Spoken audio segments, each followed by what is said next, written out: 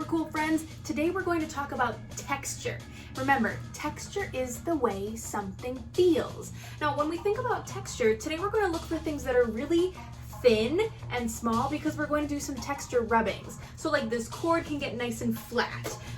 This necklace can get nice and flat, and we're going to lay it under our paper to do some texture rubbings. But we'll collect it in just a second. First, we're going to start with our mantra so we are super strong and ready for art today. So get yourself ready, get your brain ready, get your body ready, and here we go. My mantra: I am positive, I am creative, I am mindful, I am amazing, I am an artist. Remember, it always feels good to use those self-affirmations to get yourself ready to go. Now, when you've collected everything, we're gonna look for small things. Remember, things that can be flat, because we'll actually need to put them underneath some thin copy paper or some really thin computer paper to actually do a texture rubbing. So the items that you'll need will be a collection of different kinds of texture tools that you'll use to put underneath your paper, some thin paper, and then a crayon with no wrapping. So this one has wrapping on, so I need to peel that off. Or you can use some different tools, like if you have access to art sticks or maybe some oil pastels that don't have paper on them. Those are all going to work in the same way to get a really awesome texture rubbing. Now, once you have all your tools collected, then we're going to start filling our paper with some textures that we can eventually turn into a texture rubbing collage. Remember, texture is the way something feels. So when we feel a texture, like this one has these kind of slated bumps in it, and I can feel that certain places are raised and still kind of smooth. I can also feel the chain on this necklace has got all these smaller little cold metal bumps that feels kind of wiggly in my hands. So using that texture to find really awesome small flat objects for our texture rubbing today is going to be a great way to start. Remember, the thinner paper probably is going to work a little bit better for this project, and I'm actually just going to make a bunch of different kinds of texture rubbing patches all over my paper, and then I'll use those to collage one final piece. Now, you can totally just make some texture rubbings on a paper and have that be your piece of art. You don't have to cut them apart and make a collage at the end, because remember, you are the artist and you can decide what makes the most sense for you. So the way that we can start with our texture rubbing is simply to put a textured item like this necklace or the hair ties underneath my paper. Then I'm going to lay my paper back on top. Let's put that little kind of chain in there. I think that's going to look kind of cool. And I'm going to flatten it down. Remember, I'm using art sticks today, but the same thing is going to work just as easily with an unwrapped crayon. So when I press, I'm going to hold with my helper hand to hold this little edge. And I'm going to hold it kind of like I'm chomping my little art stick to the side here, and I'm going to press so that the parts that are raised on my textured item are going to pick up some darker value, and then the places that are a little bit lighter are going to be a little bit more of kind of a ghost in the background. So as I did this one kind of quickly, let's get that chain in there.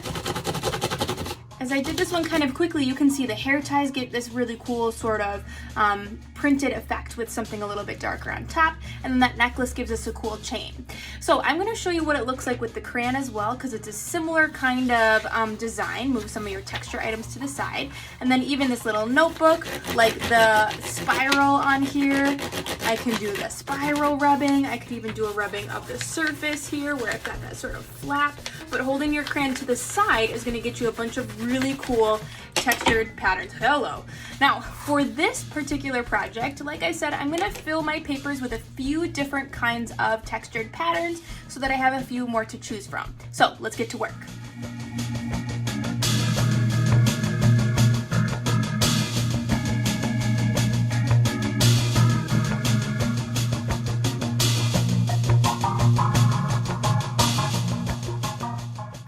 How all the different materials that I chose created different kinds of textures, especially this one of the hair ties, because it kind of kept jumping underneath my paper, and I decided to just go for it and let it get a little bit crazy. So it's fun to see what kind of textures you can produce with any type of crayon rubbing, or in this case I used those art sticks.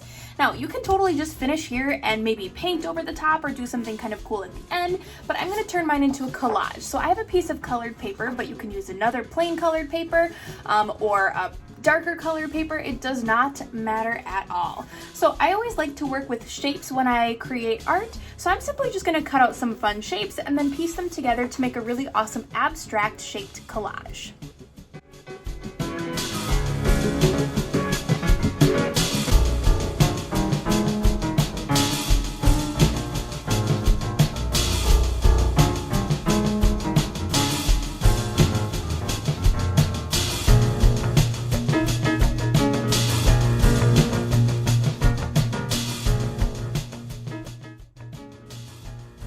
All right, friends, my collage got a little bit crazy.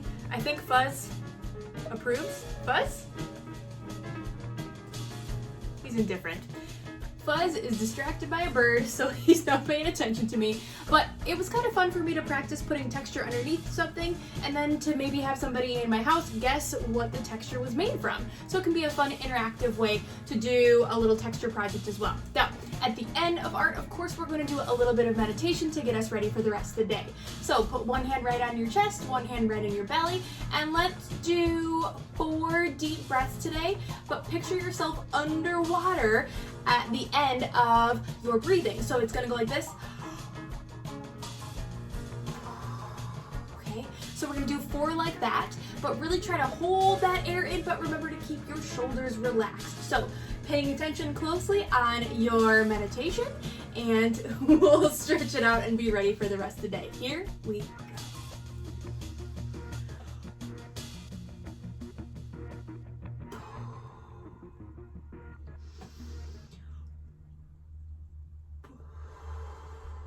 From the belly.